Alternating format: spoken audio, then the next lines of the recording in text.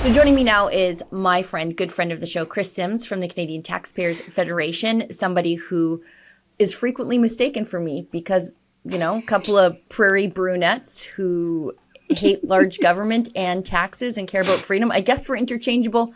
I've done worse. I'm sure so has she. Kris, thanks for joining me. You have a really great op-ed about how Canadians reject the idea that government should be funding the media. And we were just talking off air in a conversation I wish we had saved for later, but we can sort of rehash it now. It's destroyed the trust that Canadians have in media. It has. And as a longtime journalist myself, I spent the better part of 20 years as a reporter, trained at journalism school. I went to BCIT, and I took it really seriously, and I still do. I think it's a calling.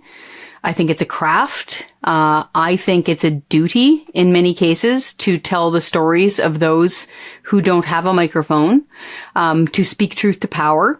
And so that's what really hit me the hardest. So there's this long-standing survey/study on trust. Apparently it's been going on for around 20 years or so in most major countries, and they do individual countries.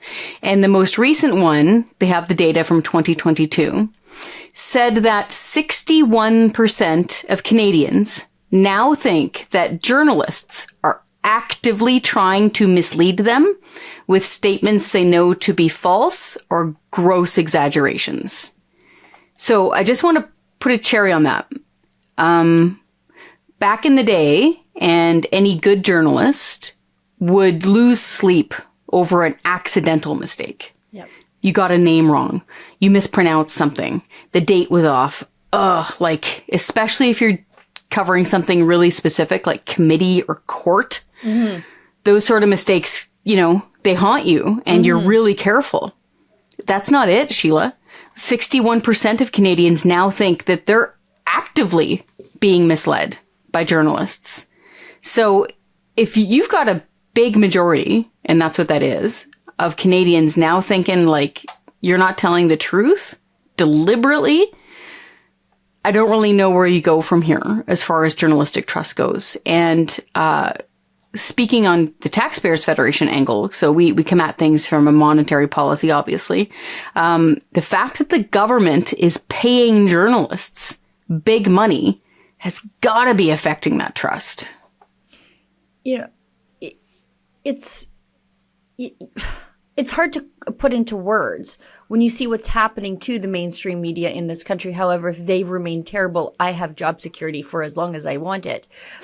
But they are being denied the market correction that you would see in other industries. If other industries were bleeding customers and bleeding revenue simultaneously, there would be a huge moment of introspection. Executives would be fired because they would be trying to course correct the ship. But in media, that's not happening because along comes Justin Trudeau with a bag full of somebody else's money to say, no, just keep doing what you're doing, guys. What kind of money? I don't think the average consumer understands, but once you do, you will realize the lens through which they are reporting. What's the money being shoveled at newsrooms in this country?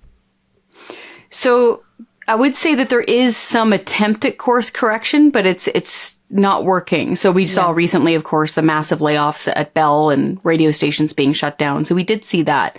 However, it doesn't follow along with, you know, the executives or the brass or a change in direction, right? And so there's two things for the media, the pool of money that the media gets from the government. So one, there's the CBC. Okay. They get more than $1.2 billion per year. But that's been happening for a long time. So let's set that aside for a sec. There's the so-called media bailout. People call it that. It's around $595 million. So close to $600 million has been set aside for non-CBC media. Now, this is key. We don't know which ones exactly have taken the money, but by and large, it is print. Yeah. So as of right now, and so far, it has been largely print that has taken taxpayers' money, that has taken government money. And folks over at Canada Land, to give them credit, did the math, and they broke down how much money that is per reporter. Now, on average, that's around $13,000 per reporter. Yes, not $1,300, not $130, $13,000. So this led me, like I said, being a lifelong journalist, to kind of do a little thought experiment. Imagine you're up on Parliament Hill and you're a reporter and you're working in the press gallery, and it's your job to, speak truth to power, to hold the government to account. How well are you going to be able to do that if you're counting on that same government for your paycheck? Maybe even the existence of your job, because we all know, margins in private newsrooms are pretty tight. 13 grand, your job might not exist without that 13 grand. How on earth are you supposed to call that game straight? Yeah. Like, you can't. It's human nature. Even if you tried your darndest, it is still in the back of your mind. And even if somehow you miraculously could, say you were like, Data from Star Trek or something, and you were able to do so, it's the perception of bias. So if the Canadians watching you know that you're being paid by the government, it's the perception of bias that destroys the trust. It's the same as ethics, right? It's the perception of corruption. Once it's there, you can't regain it. So this is why this is a fundamental thing. Journalists being paid by the government are in a huge conflict of interest. It mustn't happen. Oh, hey, what you just saw there is a clip from my weekly full-length show, The Gunn Show. It airs on Wednesday, but this is the internet. You can watch it whenever you feel like. You just have to become a subscriber to our paywalled premium content. Just go to rebelnewsplus.com to become a member today.